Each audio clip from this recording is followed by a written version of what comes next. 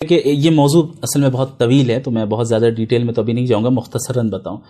3-4 چیزیں ہیں جن کو کی طرف بہت زیادہ توجہ ہونی چاہیے. سب سے پہلی چیز یہ ہے کہ ہم اپنے بچوں کو کن کی صحبت میں رکھ رہے ہیں. جسے ہم کہتے ہیں صحبت صالحین، نیک لوگوں کی صحبت اختیار کرنا. تو ان کا جو فرینڈ سرکل بھی ہو ایسے ہی لوگوں کا ہو جو دیندار گھرانوں میں ہوں، اور آپ کا گھر بھی دیندار ہو. اچھا، یعنی ہمارے یہاں ایک ڈیمانڈ یہ ہوتا ہے نا کہ ہم اسکول بھیج رہے ہیں، مدرسے بھیج رہے ہیں، کیا تربیت ہو رہی ہے؟ مدرسے میں اسکول میں وہ 4 گھنٹے ہیں، باقی 20 گھنٹے آپ کے ساتھ ہے. تو زیادہ آپ کے گھر کی تربیت کا اثر پڑے گا. آپ نے اپنے گھر کو کتنا دیندار بنایا ہے. تو اپنے گھر کو دیندار بنانا یعنی دینی ماحول گھر میں قائم کرنا. دوسری چیز اپنے بچوں کے فرینڈ سرکل اور جس کے ساتھ ان کا اٹھنا بیٹھنا ہے اس کا خیال رکھنا کہ دینداروں کے ساتھ ہو. تیسری چیز یہ جو موبائل ہے اور جو سوشل میڈیا ہے اس کو بہت ہی کنٹرولڈ انداز میں صحیح عمر میں اپنے بچوں کو دینا. یعنی بہت شروع سے تو ایک دم ہی نہیں دینا. ہمارے یہاں تو ابھی 1 سال کا بچہ ہے، اس کے ہاتھ میں موبائل دے دیا جاتا ہے، چونکہ رو رہا ہے، چپ نہیں ہو رہا ہے، ماں تھکی ہوئی ہے، یا یہ کہ بھائی ماں باپ جو ہے پریشان ہے، اپنے موبائل خود چلا رہے ہیں، وہ ان کو اپنے بچوں کے ساتھ کھیلنا یا ان کو چپ کرانے کی فکر نہیں بلکہ ٹینشن ہو رہا ہے. تو ایسا کرو کہ موبائل دے دو. عادت لگ گئی.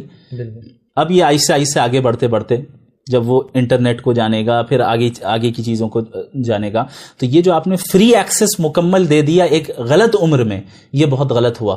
اسی کا نتیجہ یہ نکلا ہے کہ سوشل میڈیا پہ ایسے لوگوں کو سن رہے ہیں جہاں سے شکوک و شبہات بھی آ رہے ہیں. تو آپ کو ایک تو یہ آپسی مشورے سے یہ طے کریں کہ اپنے بچوں کو کب دینا ہے.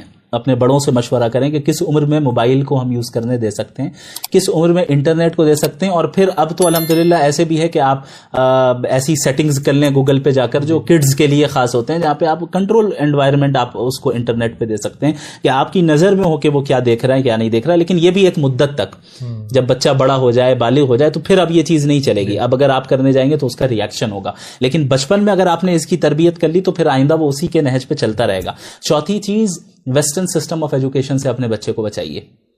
ویسٹرن سسٹم آف ایجوکیشن سے اپنے بچے کو بچائیے. اس کے لیے آپ اسلامک پیراڈائم کے تحت اسلامک انگلش میڈیم اسکولز کو اپنے ملک میں قائم کریں، الگ الگ جگہوں پہ قائم کریں جہاں پر آپ کے بچہ دینی ماحول میں یہ عصری علوم بھی حاصل کرے اور دینی علوم بھی وہ حاصل کرے. یہ چند پوائنٹس اس وقت ذہن میں، اس کے علاوہ بھی بہت سی چیزیں ہیں. تو مناسب خاص طور پہ ان چیزوں کا بھی دھیان رکھنا چاہیے. جو لوگ دے رہے ہیں بچوں کو اس وقت موبائل، تو وہ اپنی ہی آئی ڈی لگا کے دیتے ہیں ان میں، تو یہ اور زیادہ خطرناک ہو جاتا ہے کہ وہ جو میچیور چیزیں خود دیکھ رہے ہیں وہی چیزیں بچوں کے سامنے آ رہی ہیں. جی ہاں. اور پھر ان تمام چیزوں سے گزرنے کے باوجود اگر بچے کے ذہن میں کوئی سوال آ رہا ہے تو اس میں اس کو ڈانٹنا نہیں ہے. جی، کوئی ڈاؤٹ اگر آ رہا ہے کہ بھئی اسلام میں ایسا کیوں ہے، تو اس میں اب اسے طوفان کی طرح نہیں بنانا ہے کہ بھئی کیا ہو گیا. نہیں بھئی ٹھیک ہے، نیچرل سوال آتا ہے. صحابہ کے ذہن میں بھی سوالات آتے تھے، اللہ کے نبی سے سوال کرتے تھے. آپ دیکھیں کہ کس انداز میں اللہ کے نبی نے جواب دیا صلی اللہ علیہ وسلم. سیرت پڑھیں تو ان بچوں کو سیٹسفائنگ آنسر ان کی ایج کا لحاظ رکھتے ہوئے آپ کو دینا ہے. آپ نہیں دے سکتے تو جو ماہر علماء ہیں، جو ماہر ہیں اس فیلڈ میں،